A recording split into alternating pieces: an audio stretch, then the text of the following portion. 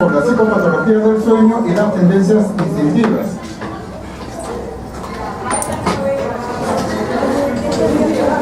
En la mitología griega, himnos, ¿no?, es sueño, era la personificación del sueño. Su madre era Nix, la noche, que lo tuvo sin intervención masculina, aunque en alguna otra tradición refieren que su padre fue Ereo. Era hermano gemelo o hermanastro de Thanatos, la muerte no violenta. Y su equivalente romano era somnus, o sueño. O sea, himnos o somnus es más o menos lo que se usa en los términos para informar sobre el sueño. Su palacio era una cueva oscura donde el sol nunca brillaba, y a su entrada crecían amapolas y otras plantas hipnóticas. Según algunas fuentes, vivía junto con Tánatos en un palacio subterráneo cercano al de Nix. Según otras, lo hacía en una cueva bajo una isla griega, a través de la cual fluía Lete, el río del olvido, que está asociado al sueño. En una ocasión Hera prometió a Himno la mano de una de las gracias, a Citea, si le ayudaba a dormir a Zeus. El sueño, Himnos obedeció, pero Zeus se despertó iracundo y hubiera arrojado a Himnos del monte Olimpo si no hubiera intervenido su madre Nix, la noche, que demostraba así el poder que ejercía tanto sobre dioses como sobre los hombres. Con Pasitea tuvo 1000 hijos, según dice la leyenda, los Oniros. Dentro de los 3 más importantes aparecían en los sueños los reyes Morfeo, Iquelo, o Fobetor y Fantaso. Y el que nosotros más conocemos es Morfeo, pues, quien está en los brazos del más feo. Según otro mito, Morfeo se ocupaba del contenido animado de los sueños de los seres humanos, mientras que los otros 2 Oniros, Iquelo y Fantaso, eran responsables de los animales y los objetos inanimados en sus sueños. Y entonces empezamos el asunto diciendo ¿qué es el sueño? El sueño es un fenómeno elemental de la vida, además de una etapa indispensable de la existencia humana. Es una necesidad fisiológica tan importante como respirar, tomar agua o comer. Si no, los reto a que estén 72 horas sin dormir, como hice en una oportunidad cuando era interno, ¿no?, estando de guardia, una guardia al año de 72 horas, y al mediodía del tercer día yo ya no sabía qué era lo que estaba mirando ni lo que escuchaba. Era tal la situación, ¿no?, que parecía que era un zombie caminando, y había emergencias, hasta que una de las enfermeras me dijo: doctor, váyase a dormir, y al irme a dormir desaparecieron las emergencias. Entonces, dense cuenta que es importante el sueño, porque como vamos a saber, ¿no?, es la parte en la cual nos ayuda a reconstituir y recomponer el sistema cerebral. Si no dormimos, todos nuestros sentidos no pueden recuperarse y vamos a tener dificultades para poder actuar. Representa uno de los ritmos básicos del ciclo de 24 horas circadiano, que puede observarse en todas las especies de mamíferos, aves y reptiles. O sea, todos los seres biológicos duermen. Dicen que hasta las plantas duermen. El sueño es la disminución natural, periódica y reversible de la percepción del medio externo con la conservación de las funciones autónomas y cierto grado de reactividad al medio, y ocupa la tercera parte de la vida del ser humano. Un colega gestal nos hablaba de que el día tiene 24 horas y que el ser humano debe aprender a usarlos adecuadamente. 8 horas son para el sueño, 8 horas son para la actividad de trabajo laboral y 8 horas son para divertirse. El problema es que estamos haciendo que no nos divertimos. En general se considera que sirve como una respuesta adaptativa o que proporciona un periodo de restauración a nivel cerebral. El sueño restaura la fuerza y la energía física y mental. También puede ser un factor importante en los aspectos relacionados con la inmunidad.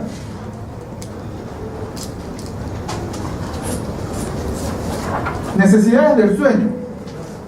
Hay personas que duermen poco, necesitan menos de 6 horas de sueño para funcionar adecuadamente, ¿no? Tienden a ser eficientes, ambiciosas, socialmente hábiles y serenas. Cada uno de nosotros tiene un determinado tiempo para dormir. ¿Y cómo es que nos damos cuenta de cuál es el tiempo óptimo para dormir? Cuando nos acostamos y nos levantamos totalmente tranquilos, relajados, ¿no?, y como si no tuviéramos ningún tipo de presión encima. Ese es el tiempo que usted necesita. Ahora, cada uno de ustedes tiene un tiempo diferente. Hay gente que duerme 15 horas, gente que duerme 6 horas o 4 horas. Entonces ustedes tienen que aprender a descubrir cuál es su tiempo real de sueño.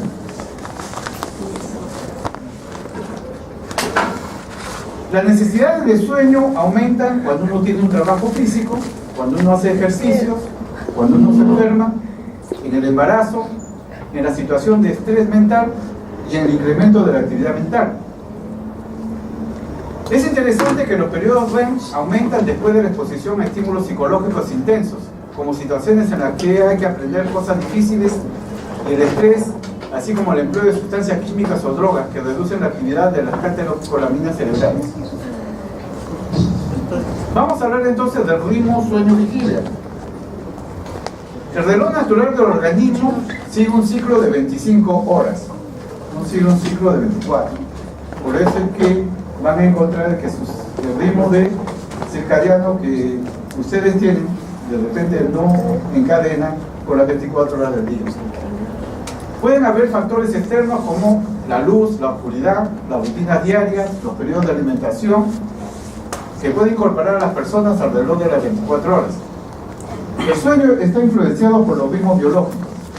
En 24 horas los adultos duermen 1 o 2 veces, ritmo que no existe al momento de nacer.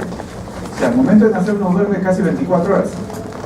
Se desarrolla a lo largo de los primeros 2 años de vida y conforme va avanzando el proceso de su envejecimiento, el sueño o las horas de sueño se van acortando. Puede haber alteraciones del patrón del sueño durante la fase del ciclo menstrual.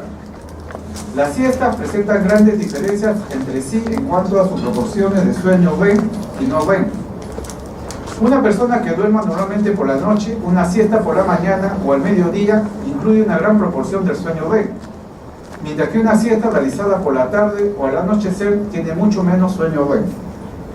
Y es interesante porque si ustedes se echan a dormir, acortan sus tiempos de sueño. Entonces, si uno duerme en el día, determinadas horas, en la noche su sueño se va a cortar. Todos tenemos un determinado número de horas de sueño, ya están clasificadas. Entonces, si usted quiere acortar las horas del sueño en la noche, por ejemplo, si tiene guardia, va a tener que dormir en el día para acortar esos sueños.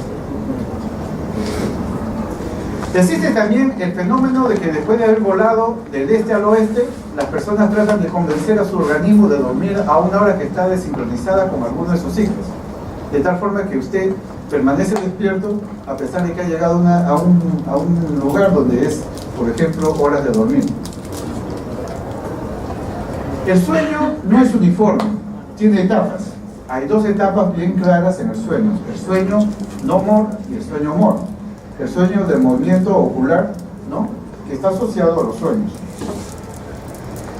El sueño no-mor o sueño de ondas lentas representa 75-80% del tiempo del sueño en el adulto.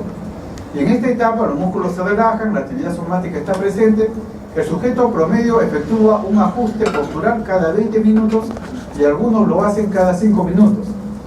Hay algunos que se mueven durante toda la noche en la cama, no son los inquietos, patalean, empujan y hasta pueden sacar a su pareja de la cama. Predomina la actividad parasimpática.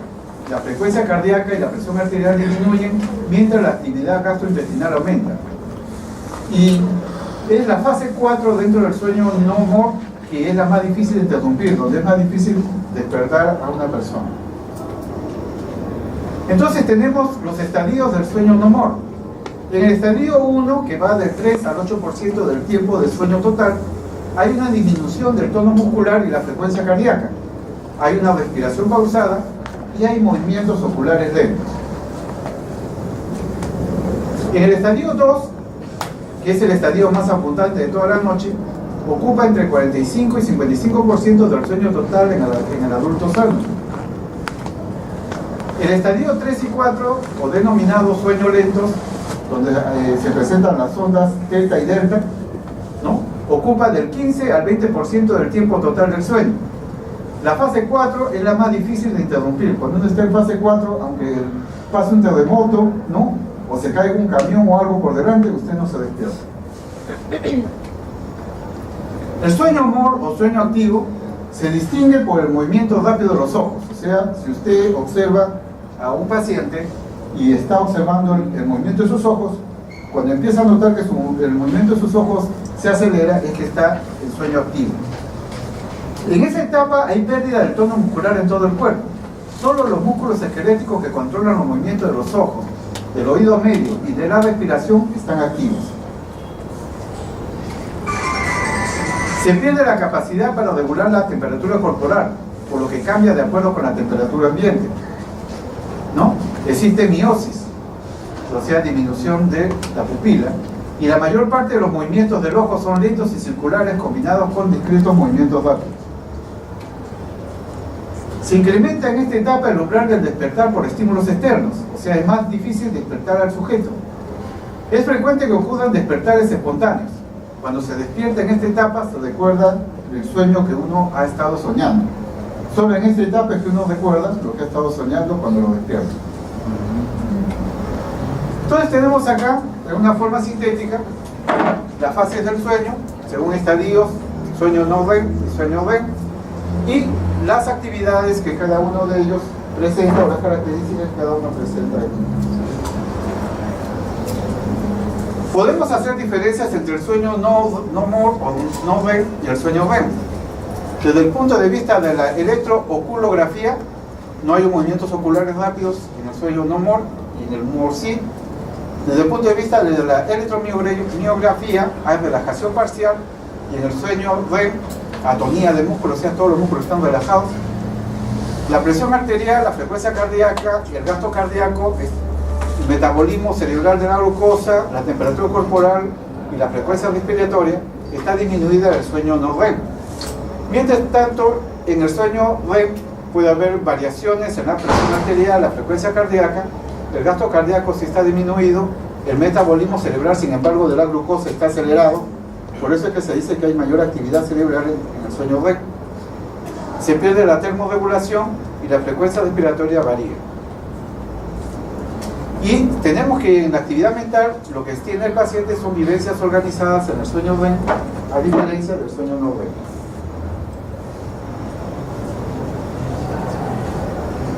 Esta es una fase más objetiva de las fases no REM y REM.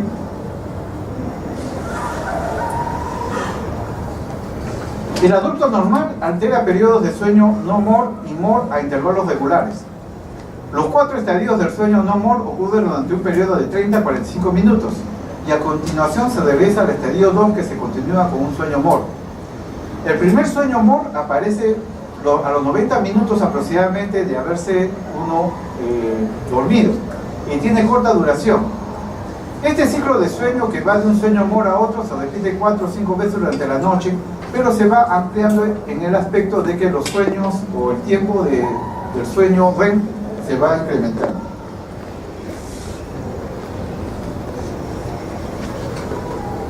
En los 2 primeros ciclos del sueño de la noche predomina el sueño de ondas lentas, mientras que al final de esta lo hace el sueño MOR o REM. Los intervalos entre cada etapa REM disminuyen, incrementándose la duración de este sueño. En una persona normal, adulta, joven, el promedio de sueño es de 8 horas diarias con 16 horas de vigilia. El sueño está compuesto por 2 fases que ya le hemos descrito. Hay personas que duermen mucho más de 9 horas. Estas personas que duermen más de 9 horas tienen más periodos REM, movimientos oculares rápidos en cada uno de ellos, y son indicadores de la intensidad del sueño REM, ¿no?, que tiene relación con la vivencia de los sueños. Ahora, este aumento de personas que duermen sueño también se han encontrado en cuadros de depresión leve, en cuadros de ansiedad y en personas con tendencia de retraimiento social. No existe un único centro de control del sueño, sino un número reducido de sistemas o centros interconectados ubicados principalmente en el tronco encefálico que se activan e inhiben mutuamente. Los neurotransmisores que participan del sueño son la serotonina, la noradrenalina, la dopamina, la acetilcolina, la adenosina, la histamina y la melatonina. La síntesis y liberación de serotonina dependen de la disponibilidad de aminoácidos precursores del L-triptófano que reduce la latencia del sueño y los despertares nocturnos. La administración de triptófano puede, de alguna forma, en forma natural, inducir el sueño. La deficiencia de L-triptofano se asocia a una reducción del sueño REM. No se utiliza normalmente el L-triptofano a nivel clínico. Se debe evitar la síntesis de serotonina o la destrucción del núcleo del rafe dorsal del tronco encefálico, porque si se ve afectado esto, se reduce el tiempo del sueño. O sea, la serotonina sí está bien relacionada con el proceso del sueño. La noradrenalina es un neurotransmisor de activación y activa dos áreas cerebrales, el locus coeruleus y la sustancia negra. Las neuronas que contienen noradrenalina se localizan en el locus coeruleus, están muy activas durante una vigilia, pero se encuentran silentes durante el sueño REM. Las lesiones que se provocan en estas áreas pueden provocar hipersomnio.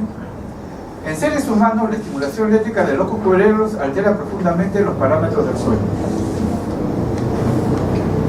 Dopamina es el centro implicado en la coordinación motora y tono muscular postural.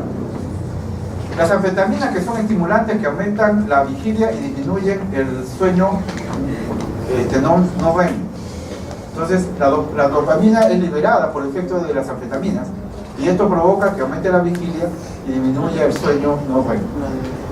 Los niveles de dopamina son altos durante la vigilia y el recambio y disminuye en la transición del estado de entrar al sueño. Las sustancias que incrementan la dopamina cerebral pueden provocar activación y vigilia. Los bloqueadores de la dopamina, como fimosida o fenotiacidas, tienden a incrementar el tiempo del sueño. Por eso es que se usan también para hacer dormir a los pacientes psicóticos, ¿no? La acetilcolina está implicada en la producción de REM. Un grupo de neuronas colinérgicas en la formación reticular de la protuberancia se encarga del inicio y mantenimiento del sueño no REM. Las alteraciones en la actividad colinérgica central se asocian a cambios de sueño observados en el trastorno depresivo mayor, que muestran anormalidades importantes en los patrones de REM, entre ellas acortamiento de latencia REM, aumento del sueño REM, desplazamiento de la distribución de este estado de la segunda hasta la primera mitad de la noche. O sea, la acetilcolina puede afectar, ¿no?, y alterar el sueño REM.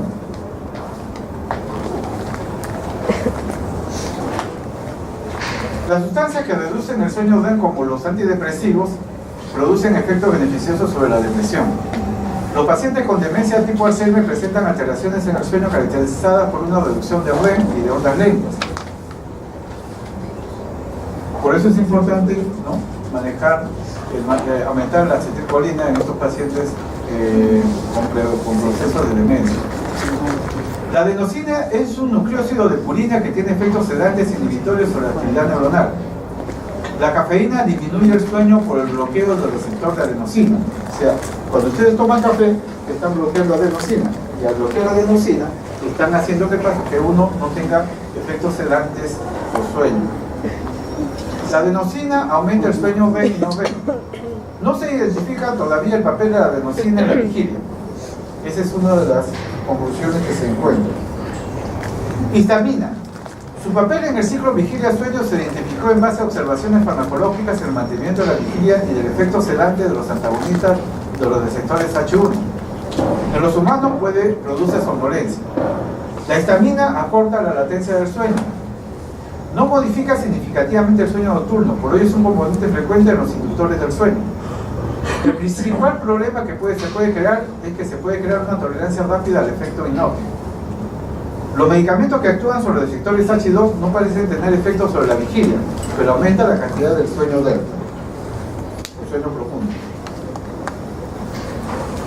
Localizaciones neuroanatómicas del sueño y la vigilia. El sistema del despertar o estado de vigilia, ¿no?, está relacionado con la estimulación de la corteza cerebral en el tallo cerebral y el sistema reticular ascendente o sistema SAR. El mantenimiento del estado de vigilia está relacionado con la región del hipotálamo posterior y el tálamo a través de los núcleos talámicos, no específicos de la línea media. O sea, todos estos son elementos que mantienen a la persona despierta.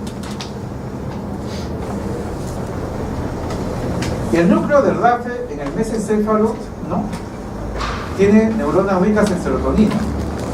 Entonces, este efecto puede ayudar a aumentar el sueño. El locus coeruleus, por la liberación de noradrenalina, mantiene a uno despierto. el núcleo basal de Mendel con la acetilcolina y el núcleo supraquiasmático, que es el marcapasos regulador del ciclo sueño y vigilia. El núcleo tubero-mamilar del hipotálamo contiene histamina. Las neuronas dopaminérgicas que existen en la sustancia negra pueden estar activadas y pueden provocar mayor vigilia. Entonces tenemos una serie de localizaciones anatómicas o neuroanatómicas que tienen que ver con el sueño y la vigilia. Dentro de las alteraciones que se dan por efecto de procesos que van a provocar alteraciones en el sueño, la DSM-4 clasifica 3 categorías principales: trastornos primarios del sueño, trastornos relacionados con otro trastorno mental y otros trastornos del sueño debidos a enfermedad médica o inducidos por sustancias o drogas. La CI-10 establece también una clasificación internacional de los trastornos del sueño, y esta clasificación para nosotros es mucho más detallada. Divide los problemas de los trastornos del sueño en 3 categorías: la disomnia, la parasomnia y los trastornos del sueño asociados a procesos médicos o psiquiátricos. Las disomnias, ¿no?, se pueden dividir en trastornos intrínsecos del sueño, en trastornos extrínsecos del sueño o trastornos del ritmo circadiano del sueño. En los trastornos intrínsecos del sueño podemos hablar del insomnio psicofisiológico, del insomnio idiopático, de la narcolepsia, de la hipersomnia recurrente idiopática, de la hipersomnia postraumática, del síndrome de apnea del sueño, del trastorno de los movimientos periódicos de las piernas o las piernas, ¿no?, inquietas, y el síndrome de las piernas inquietas. En los trastornos extrínsecos del sueño podemos hablar de alteraciones en la higiene del sueño inadecuada, o sea que no manejan una buena higiene para dormir, en trastornos relacionados con el ambiente del sueño, en insomnio debido a altura o altitud, en trastornos del sueño por falta de adaptación, en trastornos de asociación en la instalación del sueño, en insomnio por alergia alimentaria, el síndrome de la ingestión nocturna de comidas o bebidas que puede también provocar, ¿no?, alteraciones en el sueño, y trastornos por efectos secundarios de ingestión de alcohol o drogas. En los trastornos del ritmo circadiano del sueño podemos tener el síndrome transoceánico o del cambio rápido de zona horaria, el trastorno del sueño en el trabajador nocturno, porque cuando uno va a trabajar cambia su ritmo de sueño, en el síndrome de la fase del sueño retrasado, en el síndrome del adelanto de la fase del sueño y en el trastorno por ciclo sueño-vigilia diferente de 24 horas. Podemos hablar también de las parasomnias. Las parasomnias pueden ser trastornos del despertar, trastornos de la transición sueño-vigilia, parasomnias asociadas habitualmente con el sueño REM y otro tipo de parasomnias. Dentro de la parasomnia, de los trastornos del despertar, podemos tener el despertar confusional, el sonambulismo y los terrores nocturnos. En los trastornos de transición sueño-vigilia podemos tener los trastornos de los movimientos rítmicos, los trastornos del hablar nocturno, y hay personas que, ¿no?, cuando están dormidas hablan, ¿no?, y parece como si estuvieran conversando. A veces es un factor familiar, y entonces usted escucha a veces 2 personas acostadas en la cama que parece que estuvieran conversando, sin embargo están dormidas. Y los calambres nocturnos en las piernas. Parasomnias asociadas habitualmente con el sueño REM. Tenemos los trastornos como son las pesadillas, las parálisis del sueño, las erecciones relacionadas con trastornos del sueño, las erecciones dolorosas relacionadas también con el sueño, arritmias cardíacas relacionadas con sueño REM y trastornos de la conducta del sueño REM. Otras parasomnias también podemos encontrar el famoso bruxismo, que es esa tendencia a raspar las dentaduras una contra otra, cerrar la boca bruscamente y hacer ese pequeño ruido o ruido escandaloso de estar, ¿no?, rozando los dientes. La endurece nocturna y la distonía paroxística nocturna, un estado en el cual los músculos, ¿no?, presentan una distonía paroxística. Podemos hablar también de trastorno del sueño asociado con procesos médicos o psiquiátricos. Pueden ser de causa mental, de causa neurológica o de otro tipo de procesos médicos que también pueden alterar el sueño. Dentro de los trastornos de sueño asociados con procesos médicos o psiquiátricos tenemos asociados con trastornos mentales principalmente la depresión.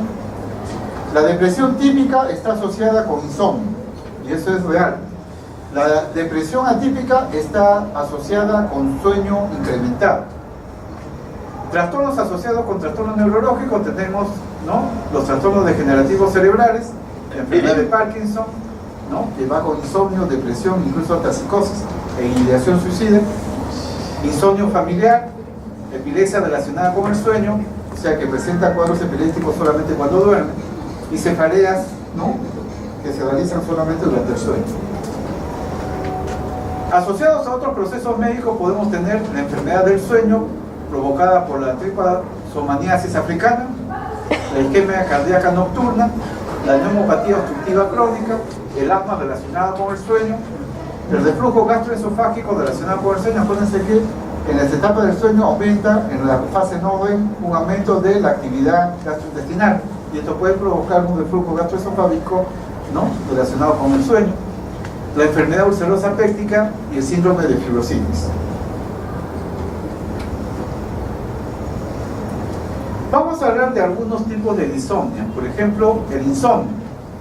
Aunque el insomnio únicamente suele concebirse como la dificultad para iniciar o mantener el sueño, existen diversas clasificaciones del insomnio según la duración del trastorno, según la gravedad que se presenta y según el horario que se presenta.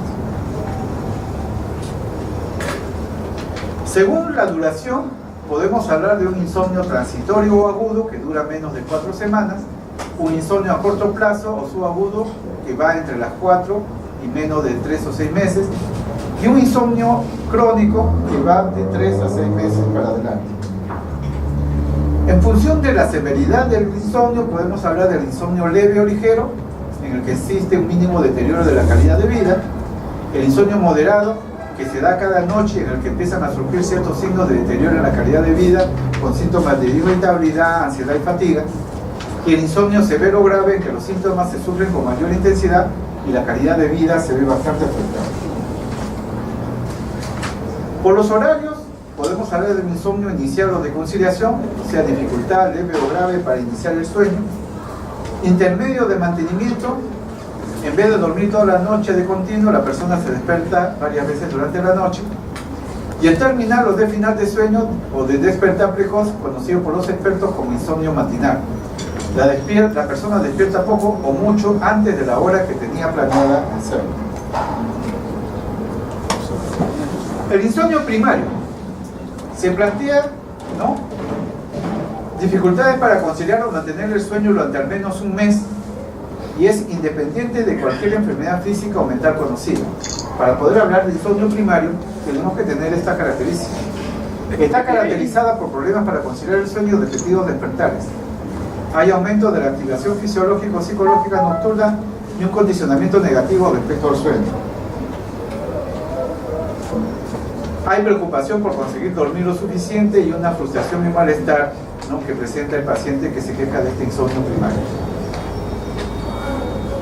Cuando el problema es que el insomnio primario es por factor de condicionamiento, nosotros utilizamos la técnica de descondicionamiento de tipo cognitivo-conductual.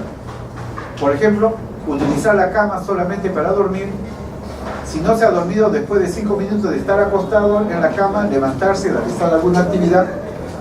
En ocasiones, cambiar la cama o cambiar la habitación son elementos que pueden ayudar a que el paciente pueda dormir manejando el factor de condicionamiento.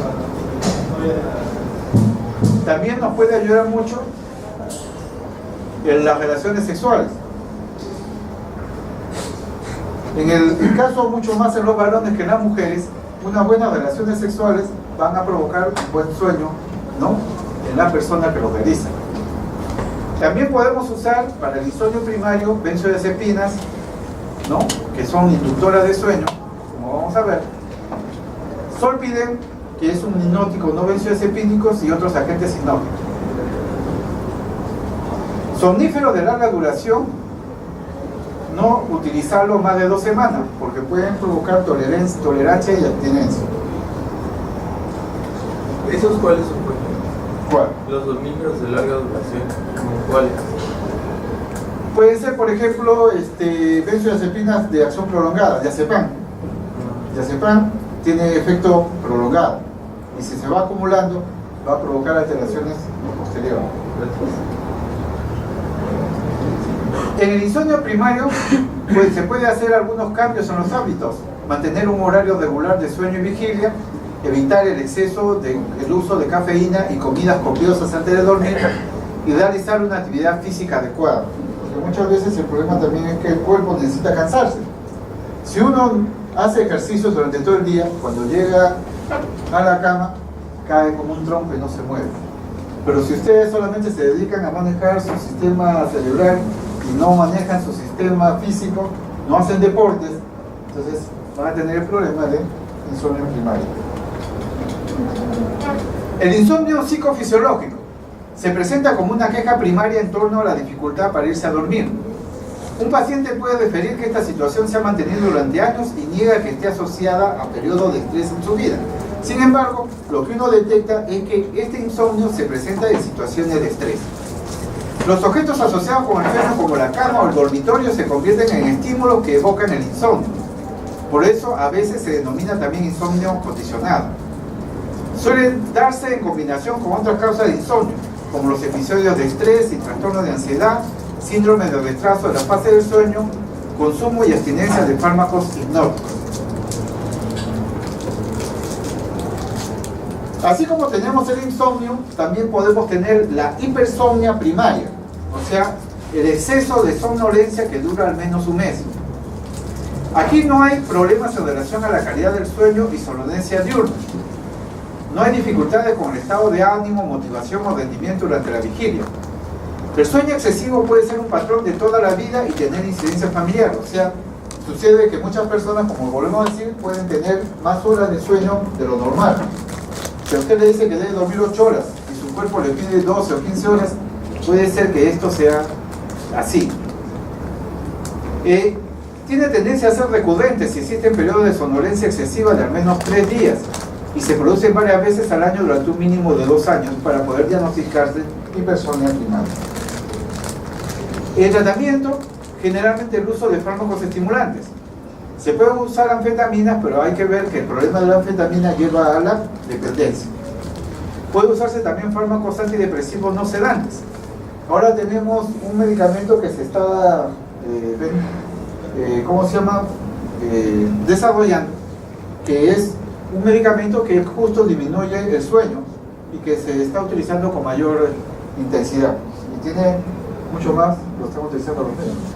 ¿Cuál es, doctor? Ahorita no tengo el nombre en la cabeza, pero lo voy a hacer llegar. Pero es un medicamento que ahora el año pasado recién empezó a hacerse notorio. Y entonces ya no necesitamos utilizar anfetaminas, que puede ser un riesgo, porque el paciente puede terminar haciendo dependencia anfetamínica. Entonces puede usar este medicamento con mucho mayor énfasis. Eso se lo digo porque hasta una colega psiquiatra lo usa con frecuencia. Narcolepsia es una enfermedad caracterizada por un exceso de somnolencia acompañada de síntomas adicionales que representan la intrusión de algunos aspectos del sueño REM en el estado de vigilia. Son ataques de sueño con episodios de somnolencia irresistibles de 10 a 20 minutos. El paciente está despierto, de repente entra en narcolepsia rápidamente. Puede producirse en momentos de lo más inapropiados. Por ejemplo, está comiendo y cae sobre la comida, o está conversando y se queda dormido, o está conduciendo y se duerme cuando está manejando. Por eso es un problema bastante difícil. Se calcula en el 0.02 al 0.16% que se presenta en adultos. Hay cierto grado de incidencia familiar. Hay una alteración de los mecanismos del sueño. Cualquier edad es más frecuente, pero es más frecuente al inicio de la adolescencia o a principios de la edad adulta a los 30 años. Progresa lentamente hasta mantenerse durante toda la vida. El síntoma más frecuente es la presencia de los ataques de sueño. ¿Qué síntomas pueden ir asociados a la narcolepsia? La cataplegia, o sea, la pérdida repentina del tono muscular, con tendencia a la caída de la mandíbula o la cabeza, debilidad de las rodillas o parálisis de todos los músculos esqueléticos, el paciente cae como un saco. Las alucinaciones hipnagógicas o hipnopómpicas, que son experiencias normales, perceptivas, vívidas, auditivas o visuales producidas al inicio o al despertar del sueño. Los pacientes momentáneamente asustados, pero un minuto o dos recuperan su estado mental normal. O sea, pueden presentarse lo que normalmente se presentan en lo que se llaman las alucinaciones fisiológicas.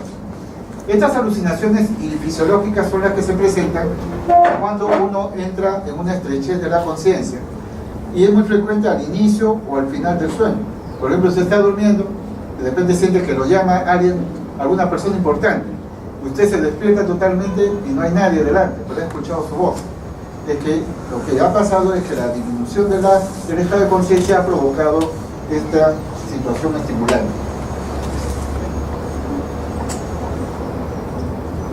Puede haber parálisis del sueño al despertar por la mañana. Durante ese episodio los pacientes parecen estar despiertos y conscientes, pero son incapaces de mover ni un solo músculo de su cuerpo.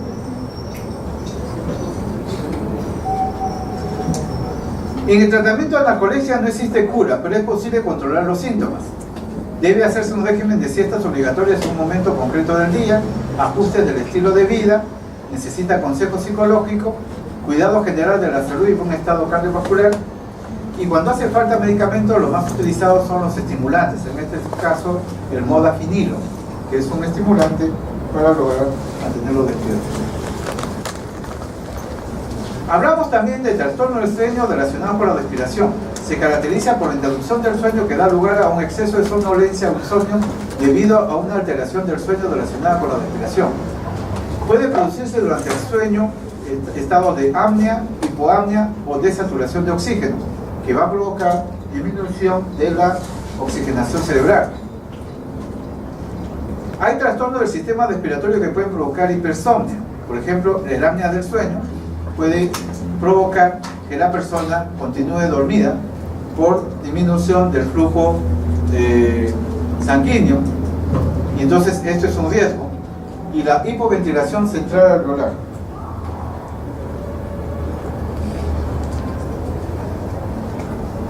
En los síntomas de apnea obstructiva del sueño, lo que uno va a encontrar periodos de obstrucción funcional de la vía respiratoria superior durante el sueño, por reducción de la saturación arterial del oxígeno y despertar transitorio. Tiende a producirse en pacientes que roncan. Gran parte de los pacientes tienen generalmente este problema de sobrepeso. Y ustedes recordarán que cuando uno está en sobrepeso y se echa, la presión abdominal va a presionar el diafragma. Al presionar el diafragma, a la hora que usted desea respirar, le va a resultar dificultoso porque el desplazamiento del pulmón no se va a dar por la obstrucción abdominal. Y esto es lo que lleva a este problema de la apnea del sueño, que puede incluso provocar, ¿no?, en algunos pacientes, muerte provocada por apnea del sueño. Es mayor la frecuencia en pacientes con mandíbulas pequeñas o micronactia, con problemas de acromegalia o hipertiroidismo. ¿Cuáles son las consecuencias de estas situaciones? Consecuencias médicas: pueden provocar arritmias cardíacas, hipertensión sistémica o pulmonar, reducción del deseo o la función sexual, y se presenta principalmente en la edad mediana y en varones. El tratamiento de elección es respiración con presión positiva continua de la vía respiratoria por vía nasal. La otra alternativa es recomendarle al paciente que duerma de costado, nunca de cúbito dorsal. El síndrome de apnea central del sueño, que significa de que uno no respira por efecto central, se produce más en los ancianos. Es el resultado del fallo periódico de los mecanismos del sistema nervioso que estimulan la respiración. Características relevantes para la psiquiatría, tanto en el síndrome de obstructivo como el síndrome de apnea central, es la disminución de la capacidad de la concentración en estos pacientes Hay una disminución de la libido, hay problemas de memoria y déficit en las pruebas neuropsicológicas. Habíamos hablado también que la hipoventilación central alveolar es un factor que puede provocar apnea del sueño. Es un trastorno caracterizado por un deterioro de la ventilación en el que la anomalía respiratoria aparece o empeora mucho durante el sueño. No se observan episodios de apnea significativos. Se caracteriza por un volumen corriente o frecuencia respiratoria inadecuados en el sueño, durante el cual puede producirse la muerte por efecto de que no se oxigena adecuadamente. El tratamiento, estos pacientes necesitan ventilación nasal o ventilación mecánica continua. Trastorno del ritmo circadiano. Hay enfermedades que implican una mala alineación entre los periodos del sueño deseados y los reales. Y entendemos como dentro de este grupo, ¿no?, el sueño atrasado, el jet lag, el cambio de turno de trabajo y tipo no especificado. El sueño atrasado. El patrón de sueño persiste, que consiste en acostarse y despertarse tarde, con incapacidad para poder, ¿no?, levantarse a las horas más tempranas que está determinado. El tratamiento es la cronoterapia, variar la hora a la que uno va despertarse, retrasándola progresivamente.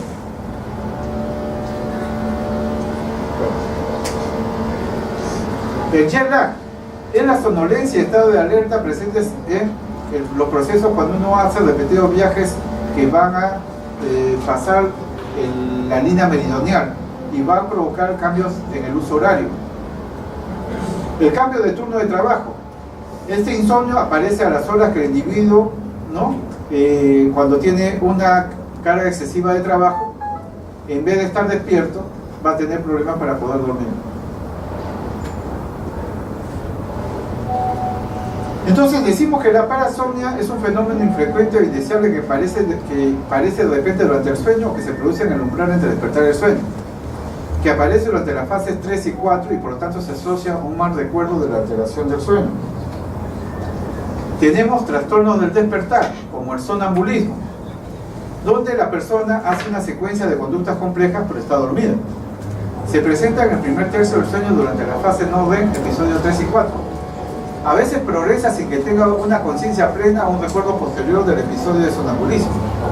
El paciente tiene tendencia a abandonar la cama, deambular, a sentarse en la cama o a ejecutar actos motores perseverantes. Los pacientes pueden caminar, vestirse, ir al baño, hablar, gritar, conducir. Terminan ocasionalmente con un despertar de varios minutos de confusión, y este proceso de sonambulismo suele comenzar entre los 4 y 8 años de edad. La máxima prevalencia de este sonambulismo se da alrededor de los 12 años y es más común en niños. El 15% de los niños tienen un periodo ocasional de sonambulismo. Los periodos estresantes dan como resultado episodios de sonambulismo, o sea, cuando un niño está en situación de estrés puede aumentar los episodios de sonambulismo. El cansancio extremo por la deprivación de sueño puede exacerbar el cuadro. El tratamiento consiste en tomar medidas oportunas para evitar que el paciente se pueda dañar. Terrores nocturnos. Doctor, ¿por qué el sonambulismo se dice que no se debe despertar repentinamente? Porque lo adecuado es irlo despertando lentamente, porque si no va a provocar un estado confusional intenso. Ellos mismos cuando se despiertan están en un estado confusional donde no se dan cuenta de dónde se encuentran. Pero lo más adecuado para poder despertarlos sería irlo despertando lentamente, porque si no van a entrar en un estado de confusión, tipo delirio, ¿no? O un orgánico cerebral agudo y no van a estar por un periodo desorganizado. O sea, se debe despertar y no inducir el sueño, no despertar lentamente o inducir el sueño. Lo que usted podría hacer es volverlo a poner en la cama y sujetarlo, es mucho más práctico, para evitar precisamente esto, porque esto es una situación que se está dando continuamente.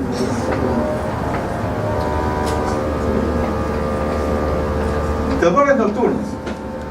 Se dan en el despertar en el primer tercio de la noche durante el sueño profundo también.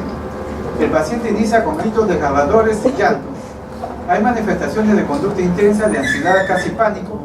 El paciente se sienta en la cama con expresión aterrorizada, gritando. Sin embargo, el paciente se puede estar despierto con desorientación, pero no va a guardar recuerdo alguno de lo sucedido. O sea, los niños pueden ponerse a gritar, ¿no? Pueden decir que están, pueden uno notar que están de una forma tipo pánico, terror agudo, y sin embargo el niño no recuerda nada del hecho cuando se despierta al día siguiente. O sea, pero esto ocurre mientras están dormidos. Sí, esto se da en el tercer y cuarto etapa del sueño, o sea, en el sueño no REM. En esa etapa están con el sueño profundo, pero usted lo ve que realizan este tipo de conducta, de despertarse, gritar, ¿no? Estar un poco desorientado a la hora de expresar estos gritos y después que volverse a quedar dormidos. Y cuando se despiertan totalmente, no recuerdan lo que ha pasado con ellos. Es muy frecuente en niños, pero causa mucha ansiedad en los padres. Las madres son las que más ansiosas se ponen. Los terrores nocturnos se asocian a un despertar terrorífico, rara vez requiere tratamiento, se puede dar diazepam en pequeñas dosis al acostarse, que pueden mejorar el trastorno. Las pesadillas. Las pesadillas son sueños largos y terroríficos después de los cuales el individuo despierta asustado. Tienen lugar generalmente cuando uno está en el sueño REM. Después de un largo periodo REM al final de la noche, algunas personas sufren pesadillas a lo largo de su vida. Cerca del 50% de la edad adulta sufre pesadillas ocasionalmente. No suele precisarse un tratamiento específico para ello. Fármacos que supriman la fase REM del sueño, como los antidepresivos tricíclicos, se pueden utilizar. Reducen la frecuencia de las pesadillas. Se puede utilizar también benzodiazepinas. No se produce ningún daño al despertar a una persona que está sufriendo una pesadilla. Si una persona está sufriendo una pesadilla, usted lo despierta y no va a pasar nada con ellos. El bruxismo es el rechinamiento que se produce fundamentalmente en el estadio 2 del sueño.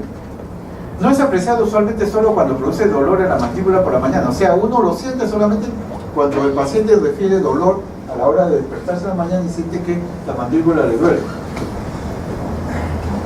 El problema es que si usted duerme con alguien que tenga bruxismo, usted sí lo va a escuchar el ruido y le va a quitar el sueño. El tratamiento que se recomienda ahí por parte de los odontólogos es una placa que se coloca en lugar de la mordida dental para sujetar, ¿no?, o provocar una mayor sujeción de la mandíbula. Se pueden presentar también trastornos de conducta durante el sueño. Generalmente en hombres está relacionado con una patología crónica y progresiva. Puede presentarse, por ejemplo, la pérdida del tono durante el sueño REM, la aparición de conductas violentas y complejas. Su agravamiento se observa en pacientes con narcolepsia que han sido estimulados con antidepresivos tricíclicos. O sea que hay que tener mucho cuidado cuando usted maneje narcolepsia y usar antidepresivos tricíclicos porque puede provocar problemas de conductas en estos pacientes. Se presentan también estos problemas en depresión y en trastornos obsesivos compulsivos, que pueden ser manejados muy bien con fluoxetina. Se puede utilizar también clonazepam de 0.5 a 2 miligramos al día. También se puede utilizar la carbamazepina 100 miligramos 3 veces al día. La somniloquia es un trastorno común en adultos y en niños. Aparece en cualquier episodio del sueño. El paciente charla de pocas palabras difíciles de entender. Hay episodios más largos que versan sobre vivencias y preocupaciones, pero a veces el paciente está hablando y uno no lo entiende totalmente. No suele revelar secretos, así que no esperen que en somniloquia alguien diga cosas ¿cómo se llama?, guardadas. A veces puede irse acompañado de terrores nocturnos y sonambulismo, y no requiere tratamiento si aparecen en situaciones aisladas. La parálisis del sueño es la incapacidad repentina para ejecutar movimientos voluntarios. Generalmente se presenta al inicio del sueño o al despertar durante la mañana. La persona siente que su cuerpo no se mueve a pesar de que está despierto. Otros trastornos del sueño relacionados con otros trastornos mentales. Hay queja de alteración del sueño causada por un trastorno mental diagnosticable pero grave como para merecer atención clínica por sí mismo. O sea, muchos cuadros mentales van a tener problemas de sueño. Esto es característico de los trastornos mentales.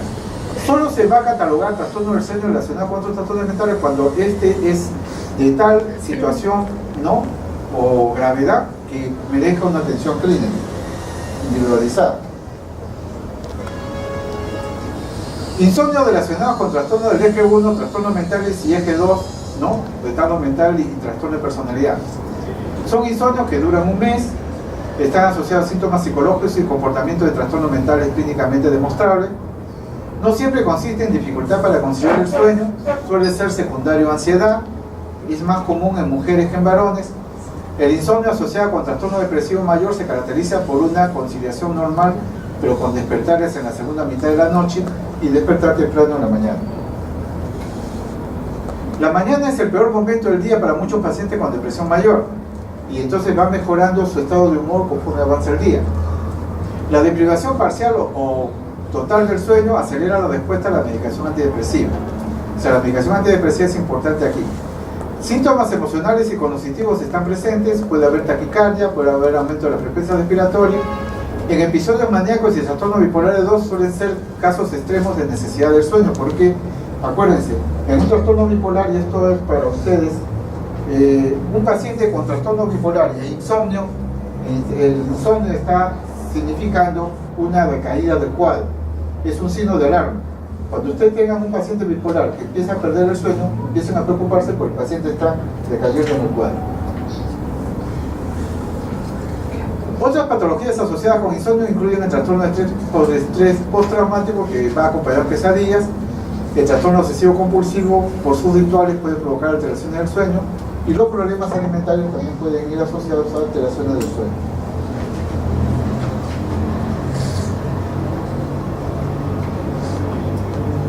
Puede haber también trastorno del sueño debido a enfermedades médicas, ¿no? Puede ser asociado a dolor y malestar. Por ejemplo, las enfermedades endocrinas y metabólicas conllevan frecuentemente trastorno del sueño. Puede haber crisis epilépticas relacionadas con el sueño. Casi todas las formas de epilepsia mejoran o empeoran dependiendo del momento del ciclo del sueño.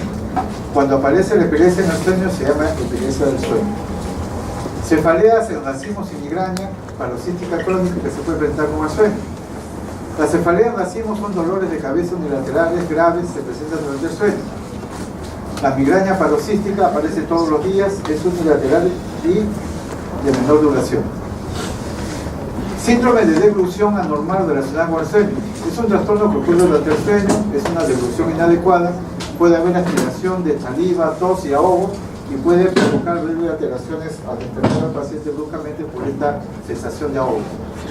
Puede haber también problemas de asma relacionados con el sueño, ¿no? Donde los problemas se presentan precisamente por esto, por el sueño.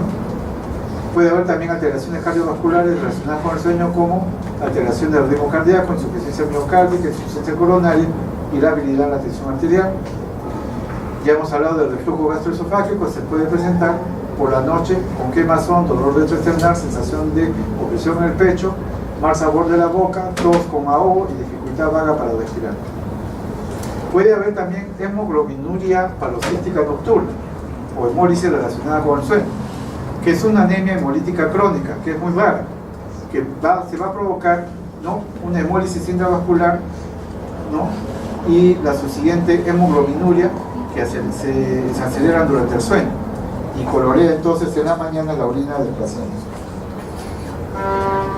Pueden haber trastornos inducidos por sustancias relacionadas con abstinencia o a tolerancia a la estimulante del sistema nervioso central. El abandono del uso de anfetamina, cocaína, cafeína y sustancias relacionadas puede provocar alteraciones del sueño.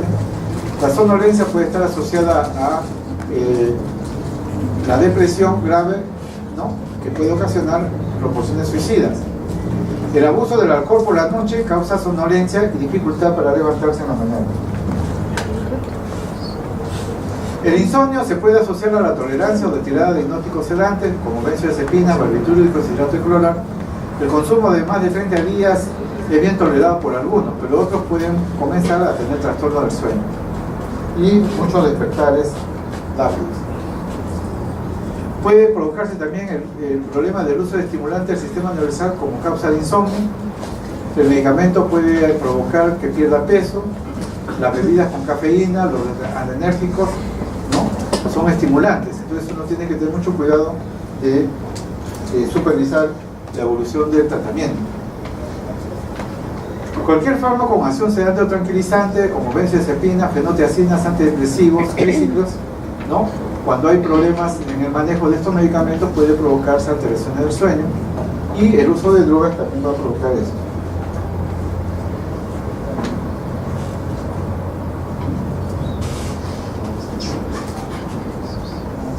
Bien, de esto ya hemos hablado sobre el trastorno, ¿no?, del tratamiento y la terapia. Vamos a hablar un poco de la higiene del sueño, medidas para inducir el sueño, que ustedes van a tener con mucha frecuencia con pacientes que van a la consulta. Es recomendable que el paciente se levante cada día a la misma hora, limitar el tiempo que se pasa en la cama a la misma cantidad que antes de la aparición del trastorno del sueño, interrumpir el consumo de sustancias con actividad sobre el sistema nervioso central, que sean estimulantes o depresivas, evitar las siestas diurnas, excepto si el gráfico del sueño demuestra que inducen un mejor sueño nocturno, y obtener una buena forma física a través de un programa gradual de actividad física vigorosa durante el día. ¿Cuál es el gráfico del sueño? El gráfico del sueño es, han visto ese modelo que se está, donde se va anotando cada una de las etapas del sueño. Hay lo que se llama, los neurólogos manejan mucho el estudio del sueño 24 horas y hacen un registro, ¿no?, del sueño en una forma sincronizada y se va determinando cómo se va mapeando, ¿no?, las etapas del sueño que el paciente presenta. Entonces ese es el mapeo del sueño.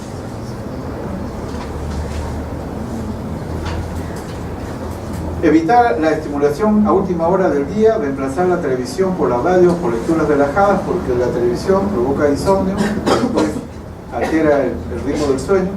Intentar aumentar la temperatura corporal mediante baños de 20 minutos con agua muy caliente, cerca de la hora de ir a dormir. Seguir un horario diario regular de comidas, evitar las comidas copiosas antes de ir a dormir. Practicar rutinas de relajación a la última hora y mantener condiciones cómodas para dormir.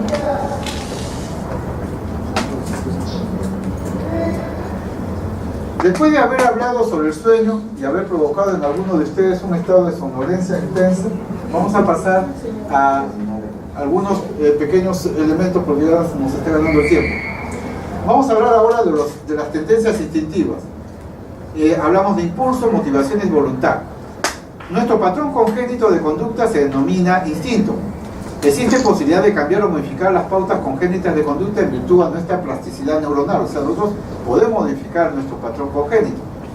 El instinto es la necesidad, impulso, motivo, pautas conductores comunes a todo tipo de sociedades, incluyendo las humanas.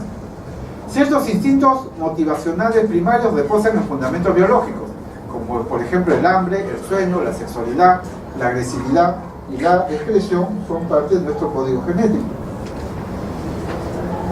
Es interesante también las motivaciones que se van adquiriendo. Nosotros primero tenemos que seguir una escala de satisfacción que va desde el nivel primario, que significa casa, comida, ¿no?, y vestimenta, hasta situaciones más esenciales, holgura, cordura, confort o lujo, que ya son motivaciones ya del nivel más alto. La reacción instintiva al estímulo adecuado oprime en los animales. En el caso de los seres humanos, en situaciones en que la vida es amenazada, nosotros tenemos reacciones instintivas automáticas, que se presentan en situaciones en las cuales nos sentimos amenazados. Las motivaciones primarias en seres humanos reciben influencia de patrones culturales. El hombre va a controlar y modular sus reacciones y sus motivaciones de acuerdo a las expectativas sociales de su grupo. La voluntad es un proceso por el cual se elige una motivación o impulso entre varios. La voluntad no produce impulso, se limita a trabajar con ellos.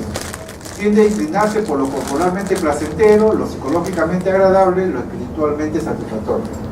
Que uno tiene tendencia a esa búsqueda, ¿no?, de satisfacción. Y siempre ha habido la discusión del problema de determinismo y determinismo en la conducta humana. O sea, si el hombre es libre para elegir sus actos según su conciencia, o por el contrario, su libertad personal se ve limitada más allá de lo deseable. Nuestra libertad está insertada en la casualidad, factores fisiológicos y ecológicos, la continuidad biográfica, conexiones de sentido y aprendizaje social. Nosotros somos productos sociales, y dicha inserción supone para ella un límite de condicionamiento infranqueable. Nosotros somos producto de nuestra propia cultura, que es diferente a las otras culturas. Por eso es que nos llama la atención las conductas, por ejemplo, que se realizan en la India, en China, en Japón o en la zona, ¿no?, de los árabes, donde sus costumbres y conductas son totalmente diferentes a las nuestras.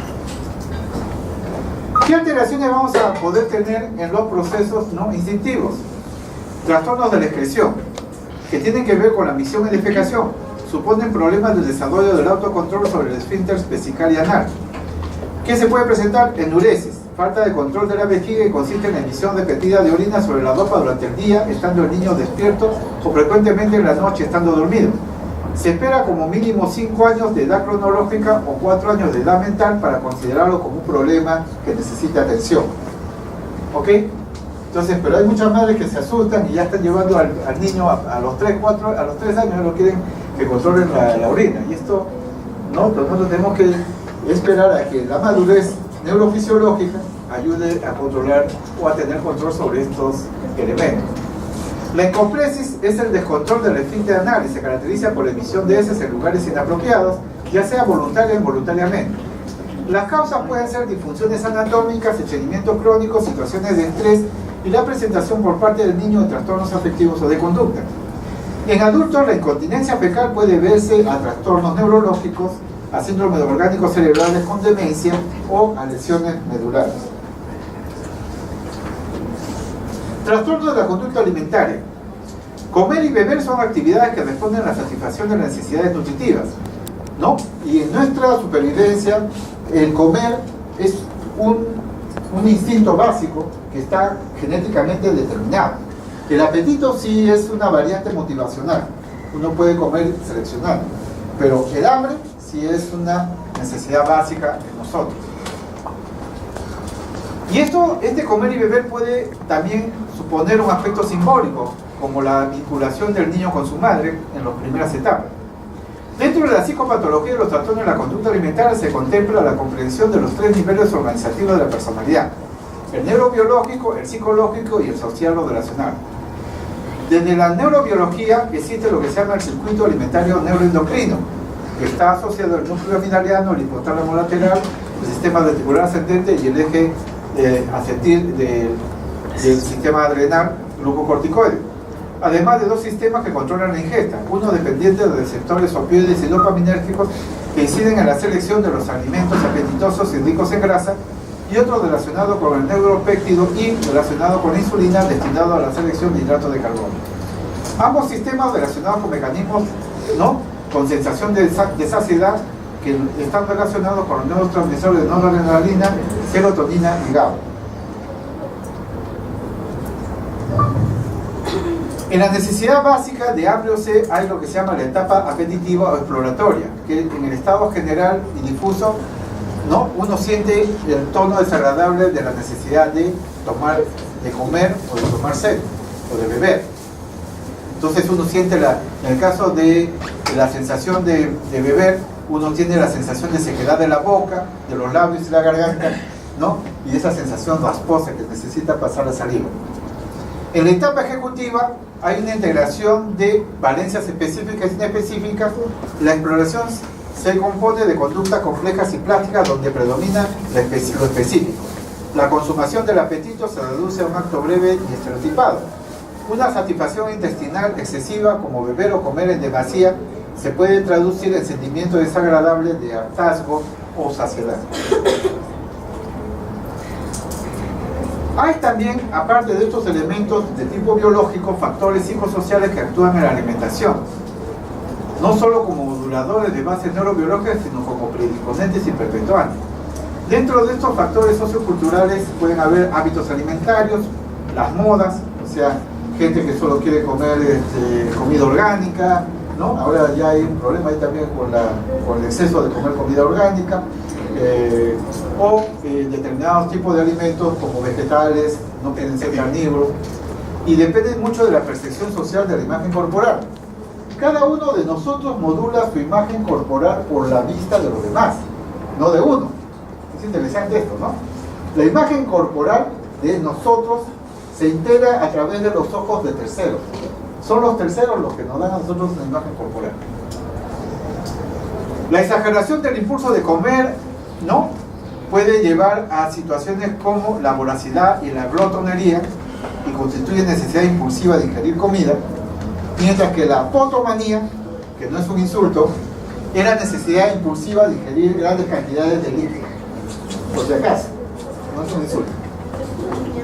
Cuando la exageración del impulso alimentario se configura como auténticos ataques de hambre seguidos de un atracón y sentimientos de culpa, se habla de la bulimia. Esta bulimia se puede presentar en pacientes con retardo mental, con esquizofrenia, con depresión y ansiedad. Es frecuente en chicas jóvenes asociadas a trastornos de personalidad borderline. La obesidad, debida a sentimientos de hambre insaciable, pertinaz y desordenado que hace deducción a partir de una frustración importante.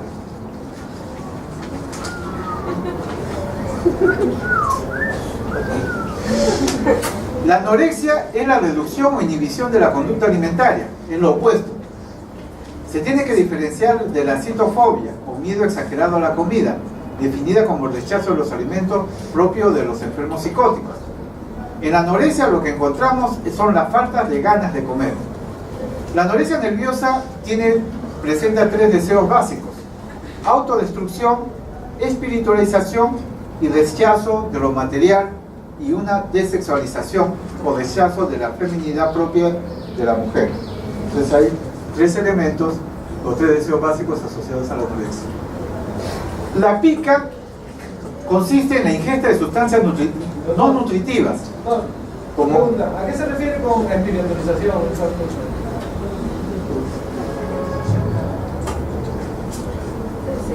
autodestrucción. Los pacientes con problemas de síndrome borderline, por ejemplo, tienen tendencia a las conductas autodestructivas. La anorexia se busca en la forma de poder matarse lentamente, no comiendo, pero no te comes con un veneno, empiezas a dejar de comer. Dejar de comer es una forma de autodestrucción. La espiritualización significa que la persona tiene rechazo a lo material, o sea, no le da valor a lo material y por lo tanto tampoco le da valor a lo que se alimenta. Y la desexualización significa el rechazo a la feminidad propia de la mujer, o sea, ellas no se sienten, ¿no? Se sienten a veces como objetos sexuales y entonces quieren desaparecer esa situación de sentirse como objetos sexuales. La pica es el uso de sustancias no nutritivas que uno come en forma inadmisible. Podemos comer cal, tierra, pintura y hasta excrementos. Y cada una de estas circunstancias presenta una patología. ¿Quiénes pueden pasar por estas circunstancias? Los pacientes con retardo mental, los psicóticos crónicos con deterioro. Pero también en el caso de los excrementos existe la, ¿cómo se llama? La coprofagia. La coprofagia es la alteración, es el uso de las heces como elementos que provocan orgasmo en algunas personas. Comer excrementos a ellos les provoca una sensación orgásmica intensa. Es patológico, pero también se da. Igual que la lluvia dorada. ¿Sí saben lo que es la lluvia dorada? ¿Sí? Se llena, algunos están bien enterados, otros nada. La lluvia dorada es llegar al orgasmo cuando una persona te orina el cuerpo. Generalmente el varón pide a la mujer que le orine, que se ponga encima de él y se orine, y eso le provoca un placer intenso. Necesitan revisar, ¿no?, sus estudios de sexualidad.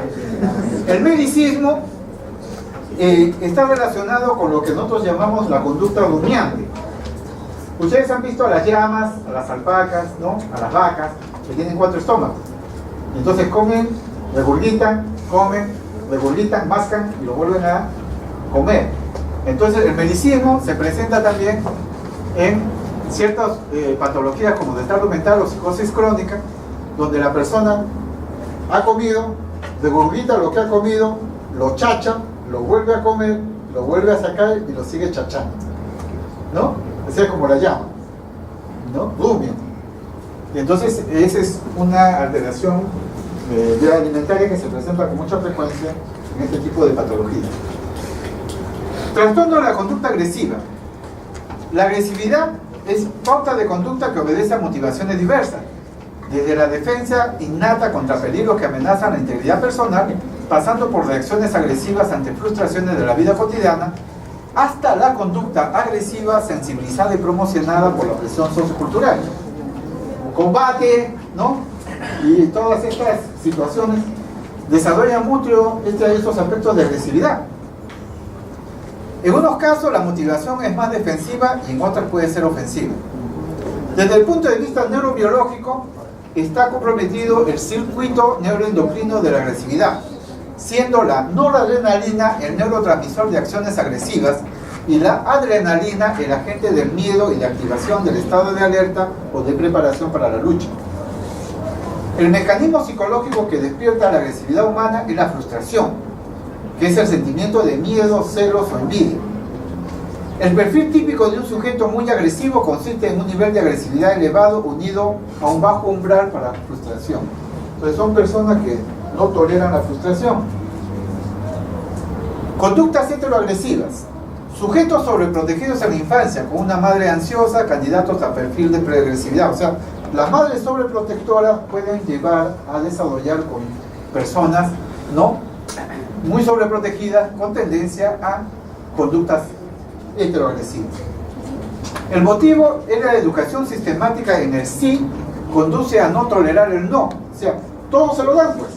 Sí, hijito. ¿Qué quieres, hijito? Te doy lo que tú pides. Te doy lo que tú pides. Entonces nunca se ha frustrado. Al no haberse frustrado nunca, siempre cree que él tiene derecho a todo.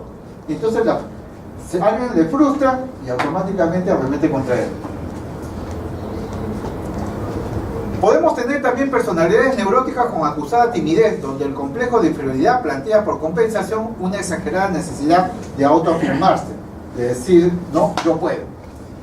Personalidades antisociales o personalidades delincuenciales cuyo común denominador es un estilo temperamentalmente beligerante, agresivo, incapaz de elaborar sentimientos de culpa. Entonces cuando usted se encuentra con un psicópata y lo goza, o usted lo goza a él, el pata ya lo quiere masacrar. Y los compañeros a veces lo tienen que estar cogiendo para que no agreda, porque pierde el control. Estas conductas heteroagresivas también se pueden presentar en pacientes maníacos con síntomas paranoides o en cuadros psicóticos alcohólicos, pero están asociados a la patología mental. Conductas autoagresivas. Existen tendencias autoagresivas de dos tipos, las activas y las pasivas.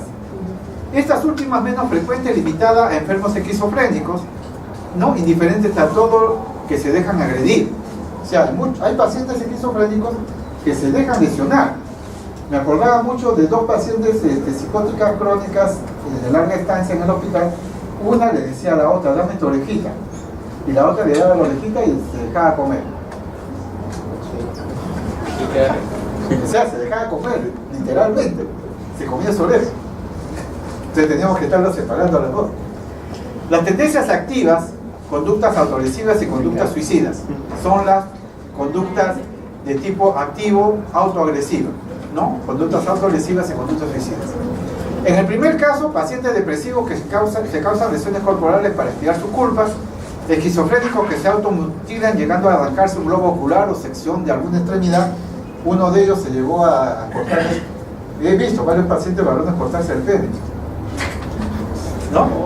Imagínense que tener que llevar al paciente y al pene en hierro para ver si pueden hacer algo, ¿no? Esas son conductas autoagresivas. En el suicidio es considerado como muerte intencional de uno mismo, asentada sobre una base impulsiva o voluntaria. Doctor, una pregunta. Sí. Cuando es heteroagresiva, o sea, toda persona que tiene... Heteroagresiva hacia afuera. Ya, eso... Autoagresiva hacia adentro. Pero es toda persona que tiene antecedentes necesariamente de sobreflexión. No necesariamente, o sea, se plantea que uno de los elementos que podría provocar estas tendencias heteroagresivas podría ser este tipo de mecanismo. No es que todas tengan esa base, pero se despierta mucho esto si es que uno no ayuda a mejorar la crianza de los chicos. ¿Qué es lo que te ayuda a madurar?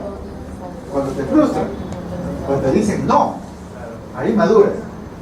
Yo tuve el caso de un paciente que siempre había sacado buenas notas, o sea, toda primaria y toda secundaria 20, 20, 20, 20, ¿no es cierto? Postuló a la universidad y mira, no consiguió ni la última vacante.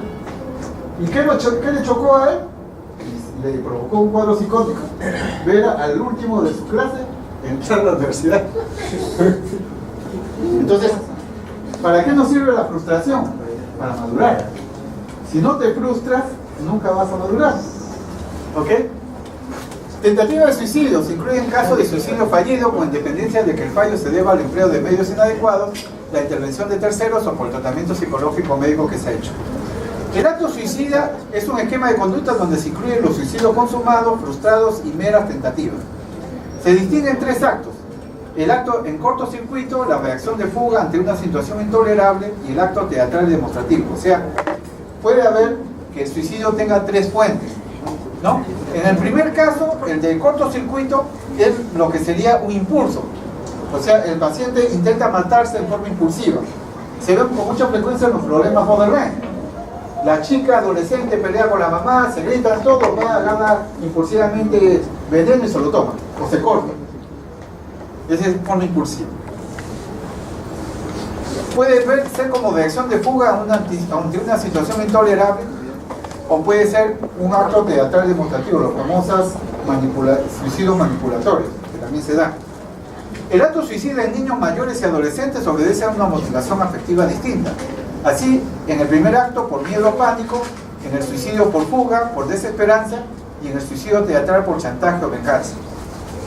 Los suicidios psicopatológicos aparecen por orden en los cuadros depresivos, en los alcohólicos, en los esquizofrénicos, en los epilépticos y en las personalidades histéricas o borderline.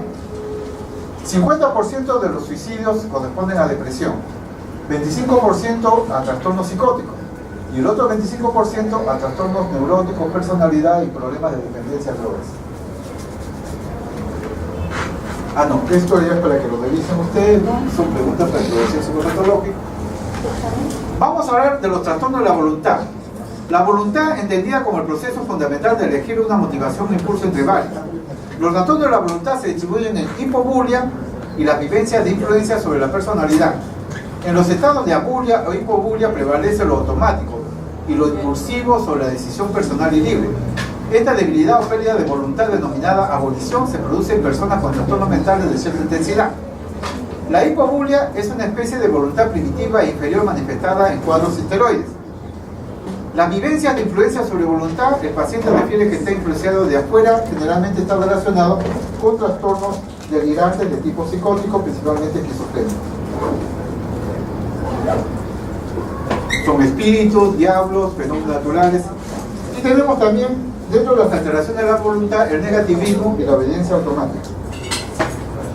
El negativismo es la situación en la cual la persona se opone a cualquier orden que usted le dé.